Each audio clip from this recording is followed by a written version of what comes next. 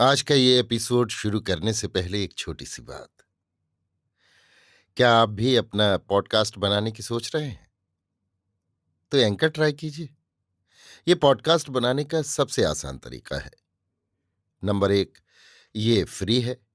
Number दो, इसमें कई सारे ऐसे टूल्स हैं जो आपको अपने फोन और कंप्यूटर पर रिकॉर्ड और एडिट करने की फैसिलिटी देते हैं।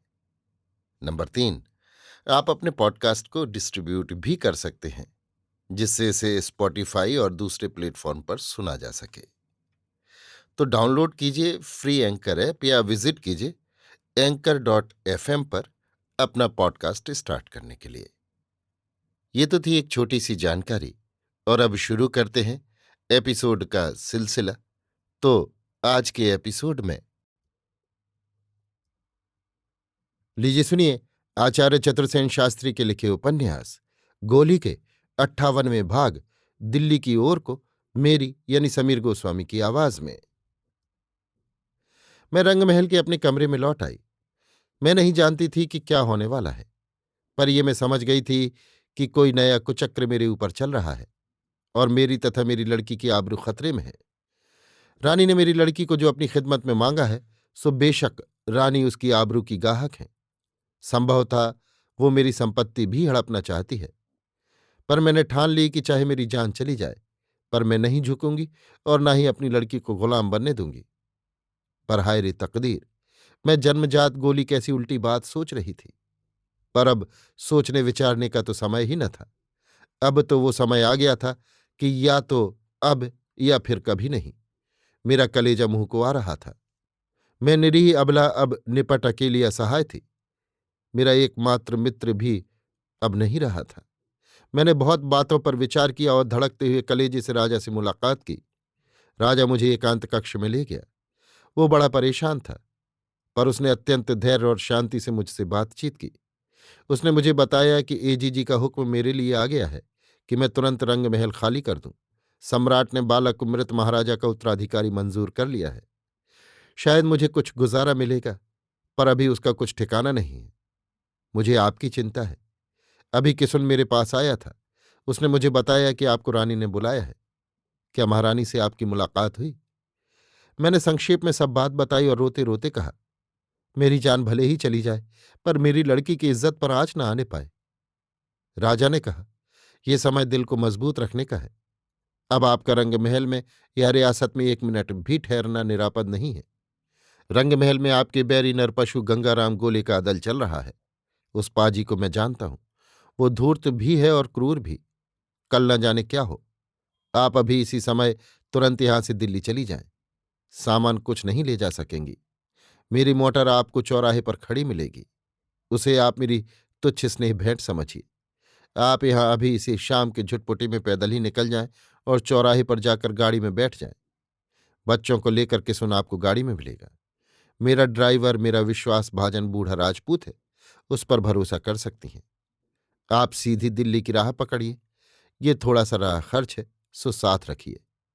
उसने एक पर्स मेरे कांपते हाथों में थमा दिया और ठंडी सांस लेकर कहा, जाइए। उसने मुझे हाथ जोड़कर नमस्कार किया। मैं पीपल के पत्ते की भांति कांप रही थी। बहुत चेष्टा करने पर भी मेरे मुंह से एक शब्द भी नहीं फूटा और मैं धड़कते हृदय और कांपते पैरों से चल खड़ी हुई। मोटर यथास्थान खड़ी थी। उसमें सब बच्चे भी थे, पर मेरा पति न था। मेरी बड़ी लड़की मेरे बच्चे को छाती से लगाए बैठी थी। उसके नेत्रों में भय व्याप रहा था। ये पहला ही अवसर था जब मैंने अपनी लड़की को इस तरह चिंतित और उदास देखा। शायद उसके पिता ने उसे कुछ बातें बता दी थीं। छोटी लड़कियां भी घबराई हुई थी। यद्यपि सारी बातें वे नहीं समझती थीं। मुझे देखकर उन्हें ढांढस मिला। उन्होंने बताया कि मेरा पति मेरी ही तलाश में उधर गया है। मैं बौखलाई सी इधर उधर देखने लगी। कुछ करते धरते नहीं बन पड़ रहा था। ड्राइवर का कहना था कि यहां खड़ा रहना निरापद नहीं है। कहीं ऐसा न हो कि रंग महल में मेरी ढूंढ मच रही हो। पर मैं वहां अपने पति को छोड़कर कैसे जा सकती थी? मैंने पति की तलाश में जाने का इरादा किया तो ड्राइवर ने बाधा देकर कहा, आप मौत के मुंह में जा रही हैं। वो तुरंत चल देने के पक्ष में था और मेरे पति के लिए रुकना नहीं चाहता था। अभी मैं इस असमंजस में ही थी कि मैंने देखा 5-7 सिपाही मेरे पति को उसी की पगड़ी से बांध उसे पीटते हुए ही आ रहे हैं। देखकर मेरे मुंह से चीख निकलते निकलती रह गई। ड्राइवर ने मुझे खींचकर गाड़ी में ढकेल दिया और चिक डाल दी। वे लोग उसे मारते पीटते और धक्के देते ले गए। मैंने सुना वे कह रहे थे, बता कहाँ है तेरी लड़की और वो गोली, बता और जल्दी बता। वे उसे मार रहे थे, धकेल रहे थे, और मेरा धीर वीर पति अपना मुंह जैसे सिए हुए था। वो न हाय करता था न आह, न मारने का विरोध करता था न घसीटने का। वो चुपचाप सब कुछ सह रहा था। मैंने एक बार गाड़ी से उतरकर उसके पीछे जाने की चेष्टा की, पर ड्राइवर ने डांट कर कहा, बेवकूफ़ी मत करो, एक के पीछे सबकी मौत मत बुलाओ। उसने एक झटके के साथ गाड़ी स्टार्ट कर दी।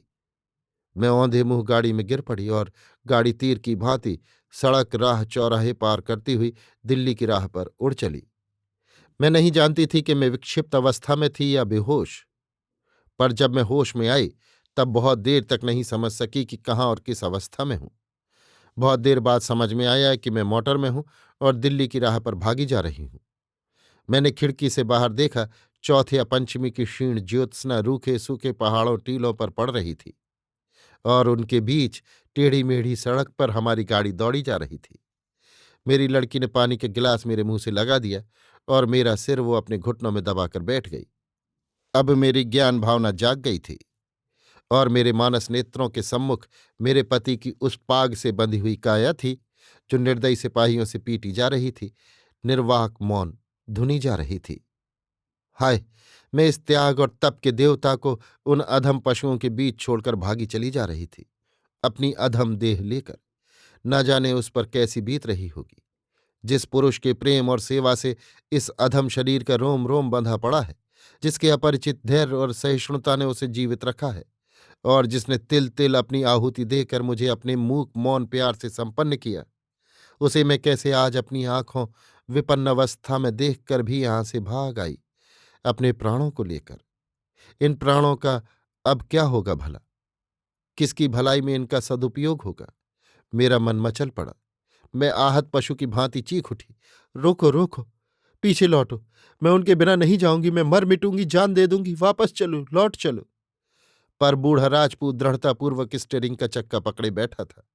हवा में उसकी सफेद दाढ़ी फहरा रही थी। उसकी बड़ी सफेद पाग शरदाभ्र की भांति उस क्षीण चांदनी की मंद ज्योत्सना में अपूर्व शोभा धारण कर रही थी। उसने पीछे मुंह फेर कर संकेत से ही मेरी पुत्री से कहा, सावधान रहना, पकड़े रहना इन्हें, चोट न मार लें। और एक बार मैं फिर मूर्छित हो गई, या कहिए सो गई। बहुत देर तक मैं सोती रही, और जब मैं जागी तब पौ फट रही थी। पूर्व में आकाश पर सफेदी फैल रही थी। चारों तरफ समतल मैदानों में हरे भरे खेत लहलहा रहे थे। बूढ़ा कर्मठ राजपूत उसी भांति अपनी जगह पर डटा बैठा था। गाड़ी उड़ी चली जा रही थी। उसकी सफेद दाढ़ी उसी भांति हवा में फहरा रही थी।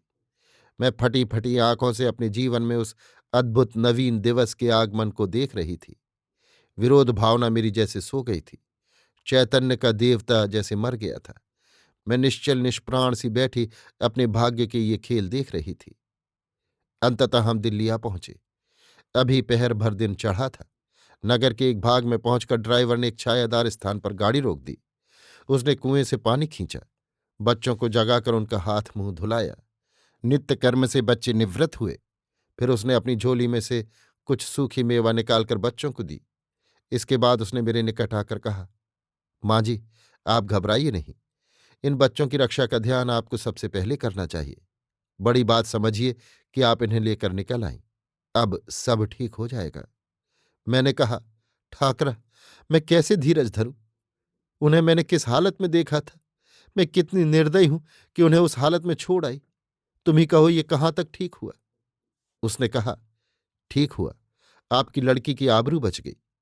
उसने भेद भरी दृष्टि से मेरी ओर देखा, फिर धीरे से कहा, किशन सिंह को मैं ले आऊंगा। आप अभी इन बालकों को ठिया ठिकाने लगाइए। अन्नदाता ने मुझे हुक्म दिया है कि आपकी सेवा में मैं यहीं रहूं, सो मेरे रहते कोई चिंता न करें। उसकी बातों से मुझे ढांढस हुआ। अभी सलाह होने लगी कि कहाँ चलना चाहिए। भला इसी में थी कि हमें यथासंभव गुप्तवास ही करना चाहिए और अपने दिल्ली में आने तथा रहने का किसी को पता भी न लगने देना चाहिए। दिल्ली में मेरे वकील का घर था। वही मेरी संपत्ति की देखभाल करता था तथा मेरा कानूनी सलाहकार था। हमने सब आगा पीछा सोचकर उसी के पास चलने की ठानी। ईश्वर का किस मुंह से धन्यवाद करूं कि उसने इस विपत्ति में केसरी सिंह जैसा सच्चा हितैषी सहायक मुझे दे दिया। वो केवल ड्राइवर ही न था, नए राजा का दूर का संबंधी, अच्छे खानदान का राजपूत था। राजा को बचपन में उसी ने खिलाया था। राजा ने मेरे ऊपर और भी जितने छोटे बड़े एहसान किए थे, उन सबसे बड़ा एहसान ये था कि उसने इस सच्चे बुजुर्ग राजपूत को मुझे दे दिया था। उसी ने इस विपत्ति काल में भंवर से मेरी नैया निकाली, मेरी इज्जत और मेरे जीवन की रक्षा की। मेरा वकील भी एक सज्जन पुरुष था। उसी की सहायता से एक मोहल्ले में एक छोटा सा घर मिल गया और हम उसमें जाकर ठहर गए।